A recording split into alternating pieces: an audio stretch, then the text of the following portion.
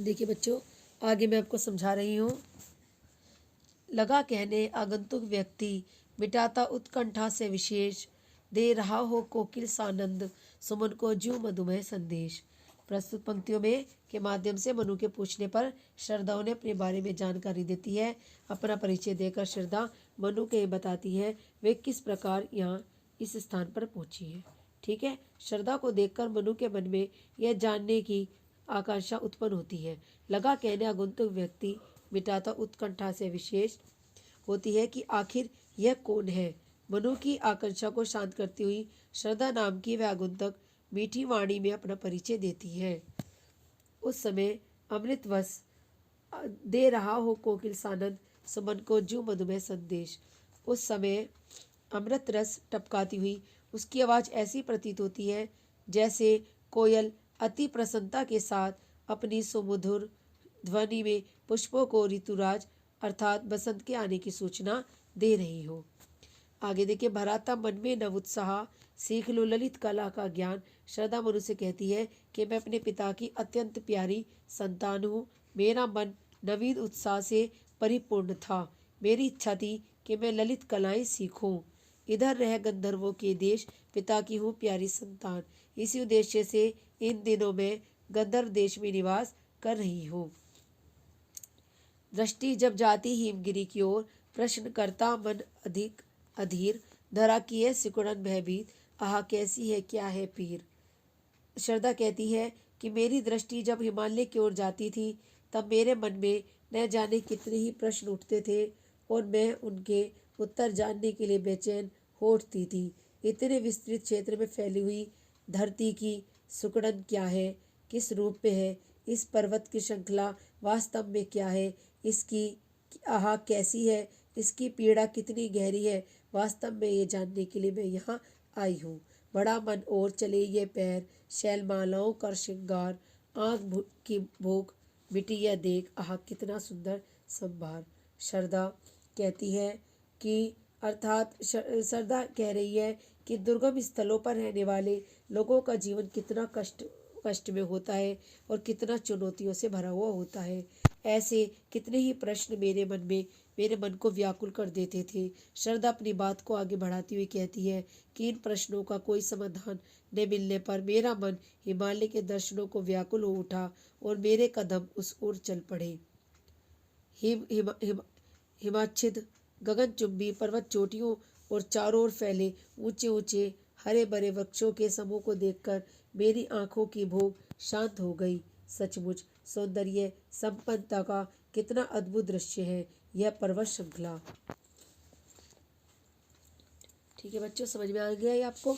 अब अगला देखिए, यहाँ देख कुछ बलि का अन्न, भूत हितरथ किसका यह दान, इधर कोई है अभी संजीव, हुआ ऐसा मन में अनुमान। श्रद्धा मन से कहती है कि विराट हिमालय के दर्शन करने के दौरान इस स्थान पर पहुंचने पर जब मेरी दृष्टि सभी जीव जंतुओं के भरण पोषण हेतु प्रतिदिन अपने भोजन में से गृहस्थों द्वारा निकाले गए अन्न के हिस्से पर पड़ी तो मैंने सोचा यहाँ पर निश्चय कोई व्यक्ति रहता होगा, अन्यथा इस वीरान क्षेत्र में यहाँ पर दान का अन्न किस प्रकार से आया। तपस्वी इतने हो क्यों क्लांत, वेदना का यह कैसा वेग, आहा तुम कितने अधिक हताश, बताओ यह कैसा उद्वेग। अब वो कहती है, तत्पश्चात श्रद्धा मनुष्य कहती है, किंतु हे तपस्वी, आखिर किस कारण से तुम इतने दुखी हो और उदास हो, तुम्हारे मन में इतनी तीव्र पीड़ा क्यों है, तुम्हारे निराश होने का क्या कारण है, यह कैसी चिंता है जो तुम्हारे मन मस्तिष्क पर लगातार विराजमान हो रही है। हे मनु, मुझे तुम बताओ। दुख की पिछली रजनी बीत, विकसता सुख का नवल प्रभात, एक पर्दा यह झीना नील छिपाए हैं जिसमें सुगात। देखिए बच्चों, मोस्ट इम्पोर्टेंट है ये, ध्यान से सुनिए। श्रद्धा मनु को प्रेरित करती हुई कहती है कि दुख की रात्रि के बीच ही मध्य सुख का नया सवेरा उदय होता है। जिस प्रकार प्रभात का प्रकाश अंधकार के महीन पर्दे में छिपा रहता है, उसी प्रकार सुख भी दुख के महीन आवरण में छिपा रहता है। कहने का भाव यह है कि दुख का यह प्रभाव अधिक देर तक नहीं टिकता और नई आशाओं को संजोए हुए सुख का आगमन होकर ही रहता है। इसलिए इस दिन और रात या सुख दुख के बारे में तुम मत सोचो। जिसे तुम समझे हो अभिशाप, जगत की ज्वालाओं का मूल, ईश का वह रहस्य वरदान, कभी मत जाओ इसको तुम भूल। श्रद्धा आगे कहती है कि जिस दुख से परेशान होकर तुम इसे अभिशाप मान रहे हो और उसे ही सभी समस्याओं का कारण समझ बैठे हो, वास्तव में वह सुंदर ईश्वर से हमें वरदान के रूप में प्राप्त हुआ है। किंतु इस रहस्य को समझ पाना इतना आसान नहीं है।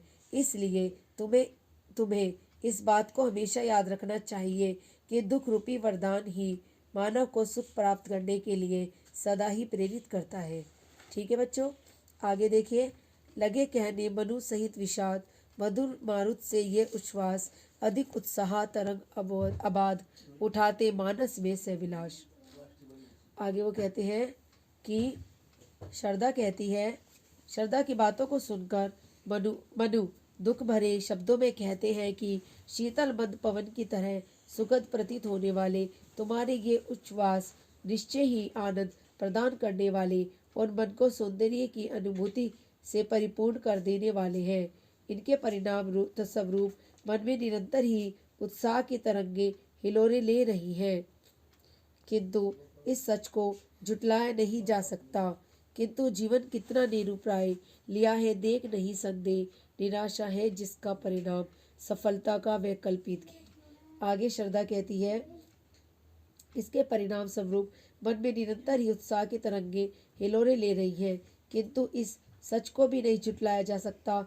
मनुष्य का जीवन विषाद से परिपूर्ण है, अर्थात दुखों से भरा हुआ है, और वह उसके सम्मुख विवश और असहाय है। हम जीवन में अनेक सफलताओं की कामना करते हैं, लेकिन सच्चाई तो यह है कि हमें उन सबका परिणाम एकमात्र निराशा के रूप में ही प्राप्त होता है। इस छोटे से जीवन में हम अपनी विभिन्न चाह को कभी पूरा नहीं कर पाते और एक दिन हमें इस संसार को छोड़कर जाना पड़ता है। अतः कहा जाता है कि हमारा जीवन सफलता की कल्पनाओं का घर है। ठीक है बच्चों, समझ में आ गया। आगे देखिए। किंतु जीवन कितना निरुपाय, देख लिया है देख नहीं संदेह, निराशा है जिसका परिणाम सफलता का वैकल्पिक है। श्रद्धा मनु को कहती है कि तुम निराशा से भरे हुए अकेले क्यों बैठे हो, तुम अपनी ये निराशा छोड़ दो। जब तुम निराशा छोड़ दोगे तो तुम्हें सफलता अवश्य ही मिलेगी। कहा आगंतुक ने सहसने, अरे तुम इतने हुए अधीर, हार बैठे जीवन का दाव, जीतते मरकर जिसको वीर। मनु की बात सुनकर आगंतुक यानी आने वाली श्रद्धा कहती है कि तपस्वी, तुमने धैर्य क्यों खो दिया है। अब तुम में उस सफलता को पाने की तीव्र उत्कंठा भी शेष नहीं बची, जिसे वीर पुरुष अपना परिश्रम के बल पर प्राप्त करते हैं। क्योंकि साहसी और कर्मवीर बनने की जगह तुम तो निराश और अतोत्साहित हो गए हो। हे तपस्वी, केवल तपस्या को जीवन का ध्येय बनाना उचित नहीं है।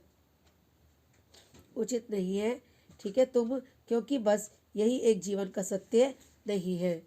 आगे वो कहते हैं, तप नहीं करते जीवन सत्य, करुण व क्षणिक दीन अवसाद, तरल आकांक्षा से भरा सो रहा आशा का हद। आगे वो कहती है कि तुम तप नहीं करते।